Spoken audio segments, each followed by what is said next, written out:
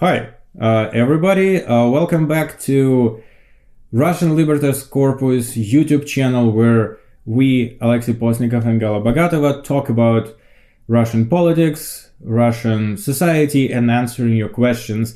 And sometimes, like today, we're coming up with some topics that you would not expect because you just don't know that thing exists. And today we're gonna talk about some Russian, I would guess, social advertisement. Yeah, it's like Russian social advertisement about the war. Yeah, I actually didn't know it exists as well.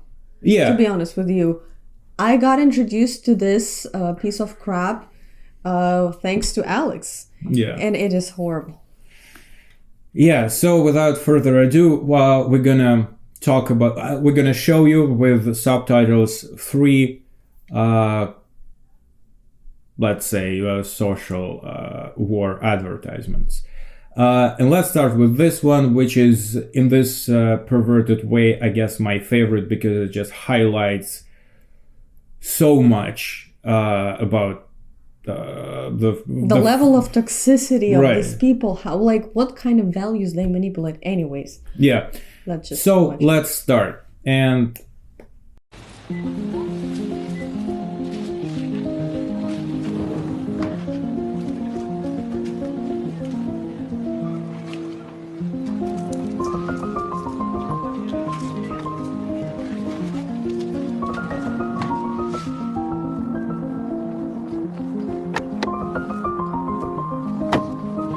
Дед, я сфоткал. Что делать? Выставляй на продажу. Хорошо.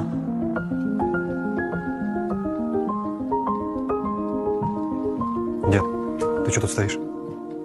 По мне никто не звонил? Завтра в обед придут. Ну ладно. I'm not a big car expert, even when it comes to Russian and Soviet cars, but this is Zhiguli or Lada. I would say probably 6, the number of model, like Lada 6, which is, to say frankly, well, piece of crap.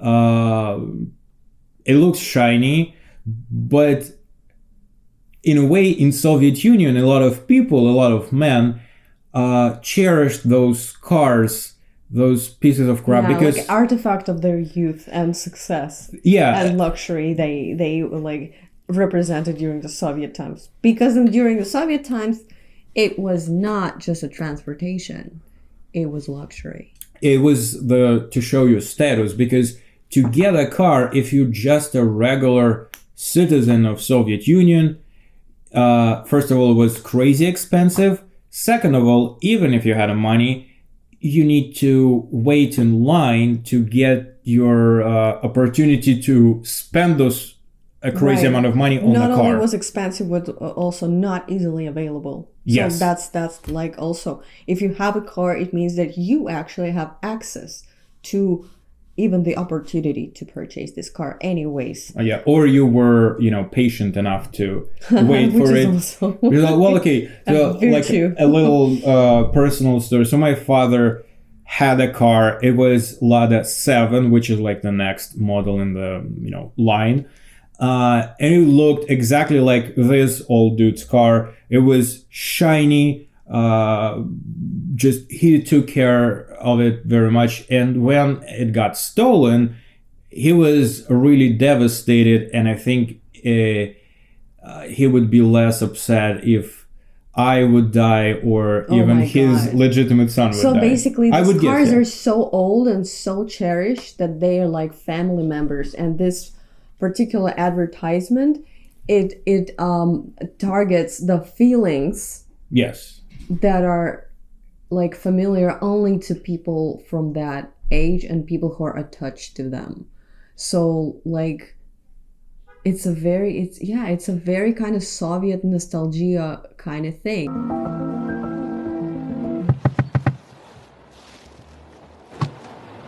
Дед, долго еще? Мне вообще-то ехать надо. Да, конечно, извините. Значит, сразу говорю, 30-ку больше не дам. Как 30? В объявлении же 60 было. Дед, ты свою машину видел? 30. Ну мы же договаривались. Это корыто старше меня. 30 не могу. Мне 60. Очень надо. Либо 30, либо ничего. Даю минуту подумать. Ладно, делать нечего. This is a standard, I would say, like Caricature. this caricature of a businessman who's like buying this car. Yeah, the demonized capitalism Yes. in a like a personalized expression. Yes. Again, so far it's pretty Soviet style commercial. Oh my god. Yes. It sounds Brings up the feelings of, remember, Soviet Union, how nice everything was. There were no pieces of shit like this guy. Sure, people were not attached to their cars to death. Yeah. It's also very, I'd say, unrealistic, because why would this person need a car like that for what? He can't even, disassemble it like into the parts, because nobody needs that anymore. It's like Exactly. like a vintage artifact. Like, why would he even be interested in buying it? And that kind of a vintage car, anyone with money would not be that interested in anyway. Well, okay, let's call it a plot hole. Okay, plot hole, whatever. So far, so good. But wait for it. Here's our epic conclusion. Here we go. Дед! Саша, Не надо нашу ластику продавать. А вас я более не смею задерживать. Вы, конечно, извините за беспокойство, но свой шанс вы уже упустили.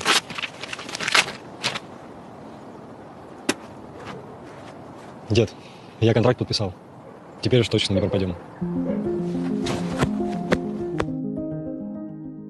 Oh, you don't have to sell this car anymore. Why? Because I'm going to the war. Perfect. I will just exchange my life to this piece of like old metal, so you, my favorite grandpa, can be happy and buy something. It devalues human life to the degree of old piece of metal, which is a crap and makes no sense. And it also devalues human relationship and familial connection, because this old gentleman, why would he care about this car if he has a grandson who is going to die now? Does it even make sense to anyone? Let's talk about this story without this last part. So there is some object that has symbolic value for your father, grandfather, any relatives. You love them, right? Mm-hmm. Family. And maybe you have a perfect relationship, like you are as you are because of them. So that's natural that you want to do something for them to help them keep this, object that they really like. So far that's part that's been professionally made, and it evokes those feelings, and it works to some extent. What I would call it is guilt tripping. It's Yes. guilt tripping. It's invoking guilt in young men who think or feel that they owe something to their grandparents who they cannot help otherwise, and they feel, and this guilt apparently is enough to go and sacrifice yourself. This is extremely toxic, dysfunctional family, and I understand that it takes place in Russian value system, so I can see how it works. Yet they made it so they targeting audience, and as it's really sad to say, but I would guess there are people who would be affected by this commercial, and that's the ugly part of those so-called social advertisement for the war we're talking about, because they are effective for some people and maybe even a lot of people. Because let's move on to the next one. It's very upsetting. I would say like the next one will cheer you up, but of course not. ну, не пуха, ни пера.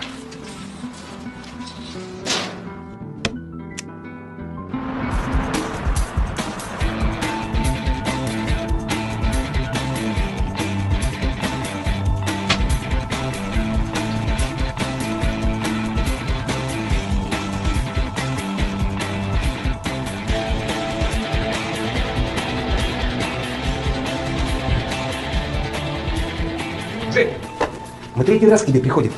Оплати проценты по кредиту. Я по-хорошему прошу. А то мы в следующий раз придем и руки тебе сломаем. Мужики, я контракт подписал. 377-ю федерального закона читали? Кредитные каникулы. Мужики, дверь помойте. Я теперь только родине должен.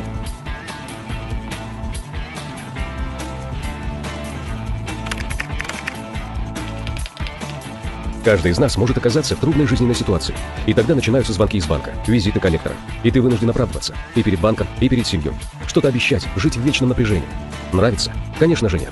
Но есть федеральный закон номер 377 от 7 октября 2022 года, по которому каждый, кто служит по контракту, получает гарантированные кредитные каникулы.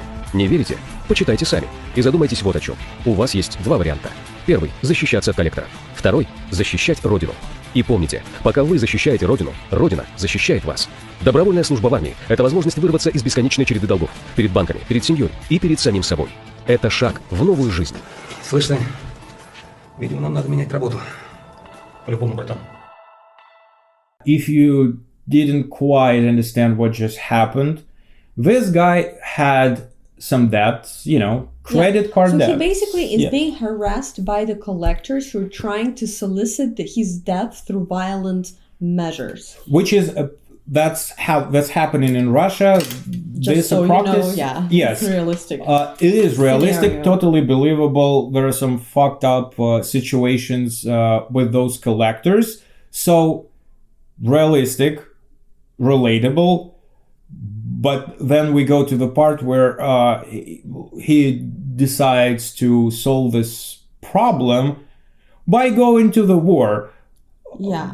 So just so you know, the context is that when you go to war, when you voluntarily conscript to the military forces of Russian Federation, you're provided with so-called debt vacation, which does not cancel your debt. It just gives you vacation time, like suspension time, grace period, extended grace period that you are being granted as long as you're on the battlefield. Yeah. Mm-hmm. And this guy is showing the paper, right? Right. So you have debts. Okay, a lot of people have debts. That's now think about this question. How big of a debt should you have to measure it somewhere near to the going to the war situation to avoid it for a while? In fact, I even feel more sense in this particular commercial than the previous one, because I can imagine the level of pressure this person has or might have, especially considering if this person has a family or some other obligations that are like increasing this pressure.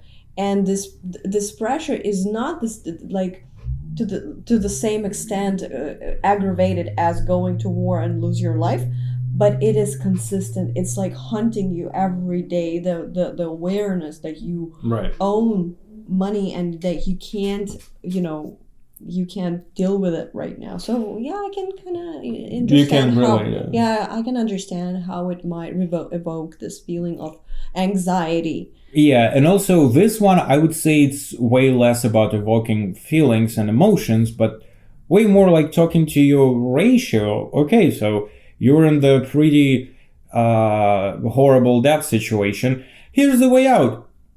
To the front line. I don't think it's talking to a ratio. A rational person can actually estimate the risk.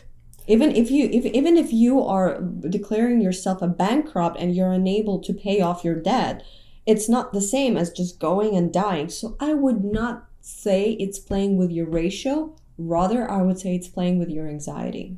Okay, well, talking about like rationality, we're not talking about like being smart. But for example, that's if you don't know that there is I know. I agree. There is a situation, it's a pretty common situation, especially in small cities, small towns in Russia, where people have debt on one credit card or like one credit line. They cannot pay it up. What they're doing, their rational solution to that is to open another credit line in a different bank to pay up the first one. So, of course, the conditions for the second one is worse because the credit history is worse, but they making things, work for a bit. But then when these two lines trying to catch up, I understand. They refinance their debt. Okay, let's see what's gonna happen next. Right. Okay. So again, in conclusion, this one talks to people who are in a really desperate debt situation, which is again a big target audience in Russia. And basically the goal is you have debt, go to the war, solve your problem temporarily. But that's how it works. Here's our third video for today. Вот, скоро на новый телефон накоплю. Алиночка, можно у тебя на минуточку?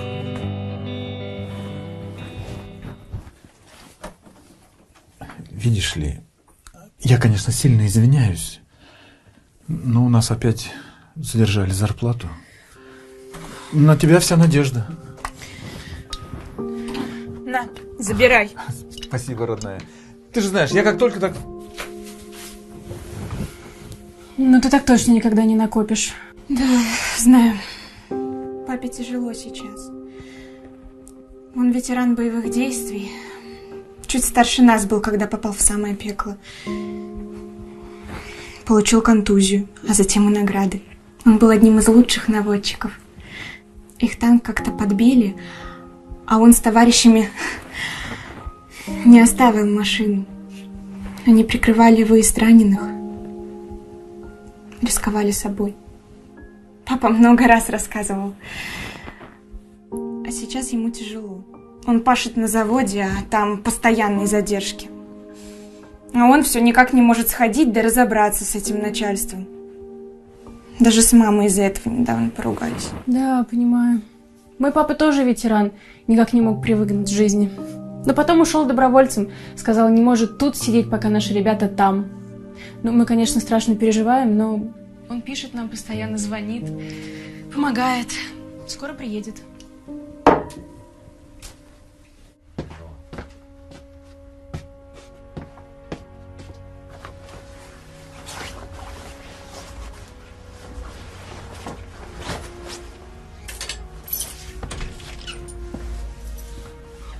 This video addressing the poverty problem in Russia, or just the financial insecurity of Russian people, which a lot of Russian people feel financially insecure, rightfully so.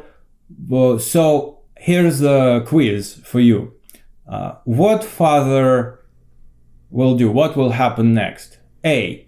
Father will realize that his financial insecurity and his dire situation is the result of maybe Putin staying in power for more than 20 years, stripping out Russian economy and extracting resources, money to build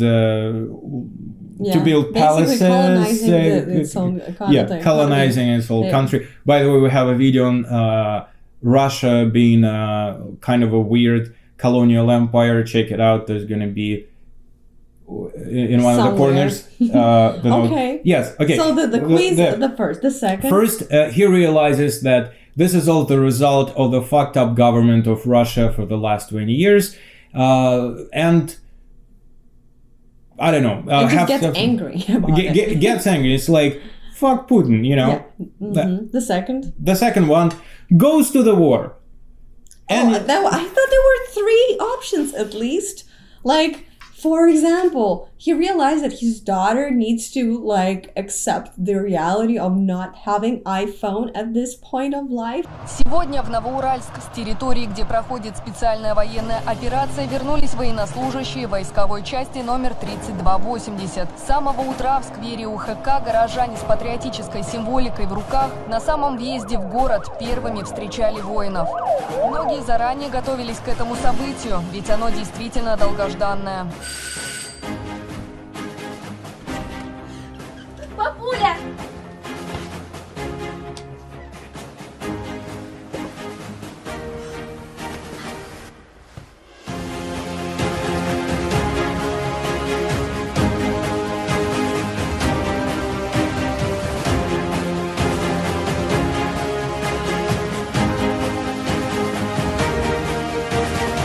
guilt tripping again. It's a guilt. It's a guilt of the father who can't sustain or provide for his family enough. Yeah, well, basically, a lot of propaganda about this war and how it addresses people. It's a lot about guilt tripping on the emotional level, because what else? What other emotion can you use to make people, do something? Right.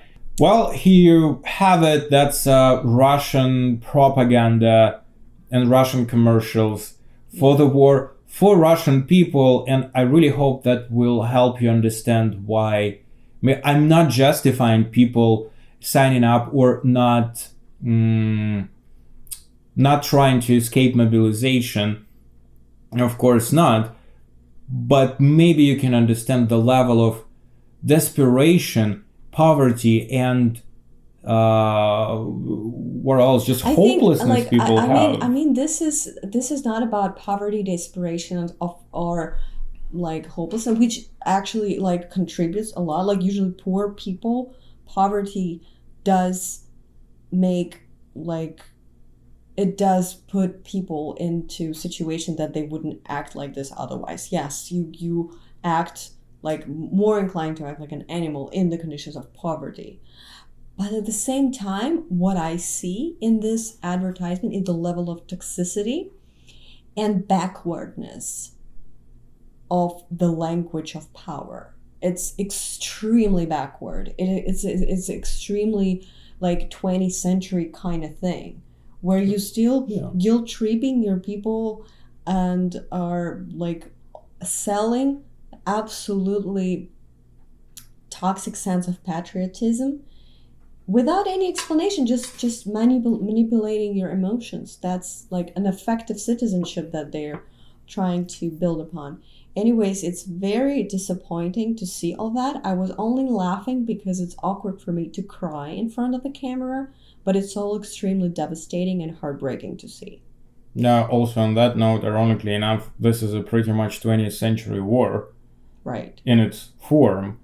And also Putin is pretty much 20th century dictator. Yeah. And that's the main thing, that Russia is being pulled back in time in a way, in this Putin's race against the time moving forward, and he's hoping to somehow succeed. And in this try, he's gonna take a lot of lives with him, unfortunately. This not very fun place to end this video, but it was not a really fun video in the first place. So right, we didn't promise it would be fun. If you want us to make a review for another portion of Russian propaganda, this time in English for European audience, please let us know in the comments. Also, if you have any questions after you just saw, feel free to ask them or share your shock or any thoughts on the topic.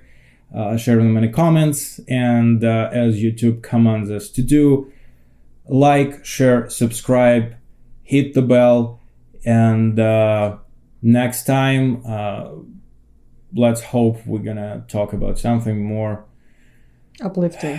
Yes. Anyway, that's all for today. See you next time. Bye.